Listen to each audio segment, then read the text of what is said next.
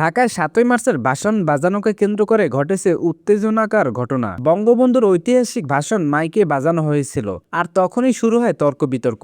পরে পরিস্থিতি গড়ে হাতাহাতি ও মারধর পর্যন্ত। ঘটনাটি ঘটে ঢাকার শাহবাগ এলাকায়। প্রত্যক্ষদর্শীরা জানান, কয়েকজন তরুণ মাইক দিয়ে বঙ্গবন্ধুর ৭ই মার্চের ভাষণ বাজাচ্ছিল এবং বলেছিল, যতদিন বাংলাদেশ আছে ততদিন বঙ্গবন্ধুর ভাষণ বাজতে থাকবে। কিন্তু হঠাৎই সেখানে উপস্থিত কিছু লোক আপত্তিকর জানায়। এরপর দুই পক্ষের মধ্যে তর্ক বিতর্ক শুরু হয়। এক পর্যায়ে উত্তেজনা বেড়ে গেলে মাইক খুলে ফেলা হয় এবং কয়েকজনে মারধর অভিযোগ ওঠে। এই ঘটনার ভিডিও সামাজিক যোগাযোগ মাধ্যমে দ্রুত ছড়িয়ে পড়ে। এই বিষয়টি নিয়ে শুরু হয় ব্যাপক আলোচনা। কেউ বলেছে এটি স্বাধীনতার ইতিহাস প্রতি অসম্মান, আবার কেউ বলছে ঘটনাটি রাজনৈতিক উত্তেজনার ফলাফল। পরে পরিস্থিতি নিয়ন্ত্রণে আনতে ঘটনাস্থলে আইন শৃঙ্খলা বাহিনী আসে। কয়েকজনকে থানায় নেওয়া হয়েছিল বলে জানা গেছে। ৭ই মার্চের ভাষণ বাংলাদেশের ইতিহাসের অত্যন্ত গুরুত্বপূর্ণ।